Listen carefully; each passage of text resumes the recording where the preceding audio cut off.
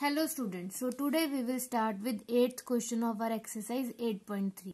8th question में हमें क्या गिवन है? Amina buys a book for ₹275. एक अमीना है जिसने एक बुक खरीदी है. बाय मीन्स खरीदना. Amina buys a book for rupees कितने में बुक खरीदी है उसने? 275 में.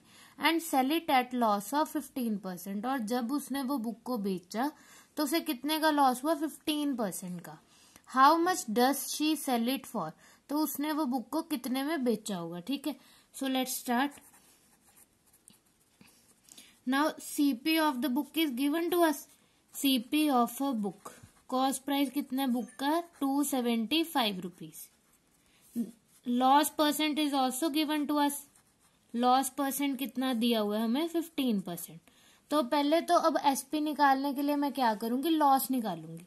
अब लॉस परसेंट से लॉस कैसे निकाल सकते हैं? अगर मुझे 275 का 15% पता चल जाएगा कि 275 का 15% कितना है, तभी मुझे पता चलेगा कि लॉस कितने का हुआ. That means 15% of cost price निकालेंगे हम.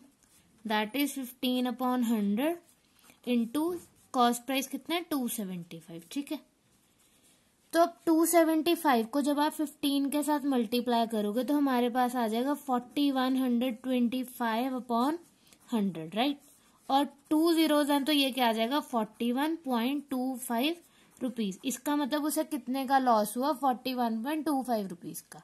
बट क्वेश्चन में हमें क्या पूछा है? How much does she sell it for, कि उसने बुक को कितने में बेचा. That means we have to find selling price. Now selling price of the book. अब सेलिंग प्राइस कैसे निकालते थे? कॉस्ट प्राइस में से लॉस को क्या कर देंगे? डिडक्ट कर देंगे, माइनस कर देंगे. सो 275 minus 41.25, so that is 233.75 rupees. इसका मतलब उसने बुक को कितने में बेचा था? इतने में बेचा था. Is it clear to you? Then we have the 9th question. अब 9th क्वेश्चन में हमें क्या गिवन है? Find the amount to be paid at the end of 3 years in each case. आपको 2 पार्ट्स दिए हुए हैं, उसमें पूछा गया है कि आपने find the amount to be paid at the end of 3 years, कि 3 साल के बाद आपको कितनी अमाउंट पे करनी पड़ेगी अगर प्रिंसिपल कितने? 1200 एट 12% पर एनम. अब फर्स्ट ऑफ ऑल हम इसका मीनिंग देखते हैं कि इसका मीनिंग क्या होता है. सो जैसे अगर सपोज हमने किसी से उधार लिया, ठीक है, 100 रुपीज का मैंने उससे उधार ले लिया, ठीक है, किसी भी से भी. तो उसने क्या कहा है कि मुझे ये 1 month के बाद ये रिटर्न कर देना, बट इंटरेस्ट के साथ. कि वो ब्याज भी लगाते हैं ना, जैसे कहीं कहीं पे भी हम लोन वगैरह लेते हैं तो हमें इंटरेस्ट के साथ पैसे रिटर्न करने पड़ते हैं. तो जैसे अगर मैंने 100 रुपीज किसी से उधार लिए, ठीक है, तो उस पे उसने लगा दिया सपोज 10 रुपीज का इंटरेस्ट लगा दिया, ब्याज लगा दिया.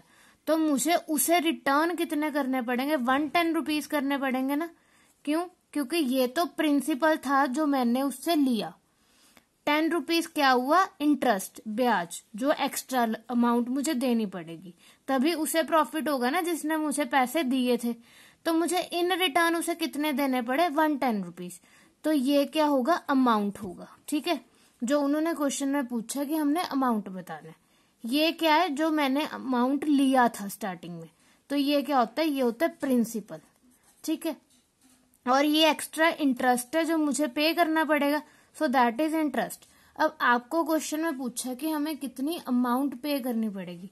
अब अमाउंट के लिए मुझे प्रिंसिपल और इंटरेस्ट पता होना चाहिए. That is simple interest. इसे सिंपल इंटरेस्ट कहते हैं. ठीक है, तो अब प्रिंसिपल तो क्वेश्चन में गिवन है बट मुझे इंटरेस्ट नहीं गिवन.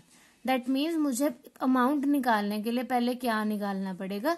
सिंपल इंटरेस्ट निकालना पड़ेगा. सो लेट्स स्टार्ट सॉल्यूशन. पहले तो हमें जो जो गिवन है हम वो फाइंड आउट कर लेंगे. Principal P equals to ₹1200. Rate that will be denoted by R, that is 12%.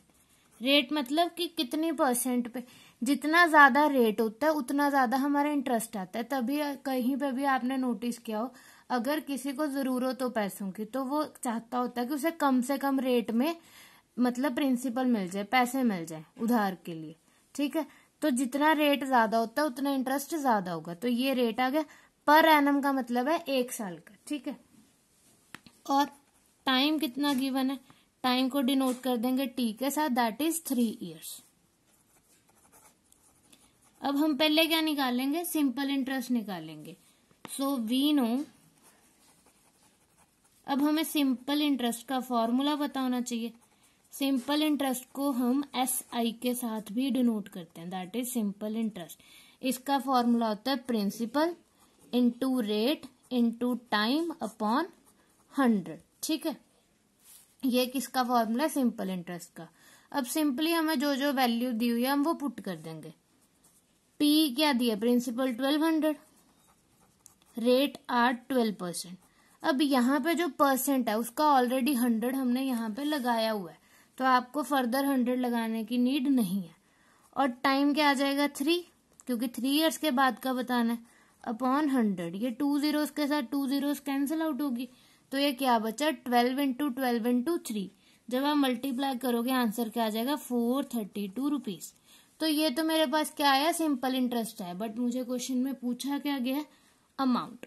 So amount equals to, अब हमें पता है अमाउंट का मतलब है जो लास्ट में मुझे पेमेंट करनी पड़ेगी।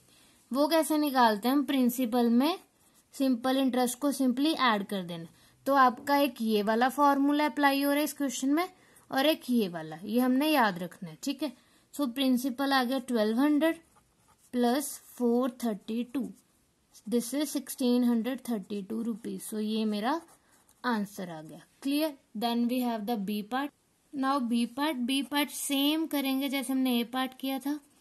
फर्स्ट ऑफ ऑल जो जो गिवन है वो लिखेंगे, principal equals to ₹7500, rate that is R equals to 5% per annum, then time T, वो स्टार्टिंग में क्वेश्चन में हमें गिवन था कि हमने 3 इयर्स के बाद बताना है, तो टाइम क्या आ जाएगा 3 years. Again now we know the formula, तो हमने पहले क्या निकालना है, सिंपल इंटरेस्ट निकालना है। सिंपल इंटरेस्ट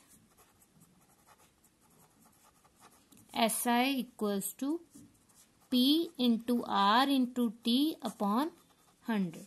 हम सिंपली क्या करेंगे, वैल्यूज पुट कर देंगे, ये फॉर्मूला हमारे माइंड में होना चाहिए, ठीक है। सो 7500 इंटू 5 इंटू 3 ओवर 100, ये 2 zeros के साथ 2 zeros कैंसिल हो जाएंगी। और जब आप 75 को 5 और 3 के साथ मल्टीप्लाई करोगे तो आंसर क्या आएगा 1125 रुपीज। तो ये तो मेरा सिंपल इंटरेस्ट आ गया। अब अमाउंट निकालना है, तो अमाउंट कैसे निकालेंगे, amount equals to principal plus simple interest, simply add कर देंगे। तो जब ऐड करेंगे 7500 प्लस 1125 दैट इज 8625 रुपीज। तो ये आपका क्या आ गया, आंसर आ गया। I hope it is clear to you all. Thank you.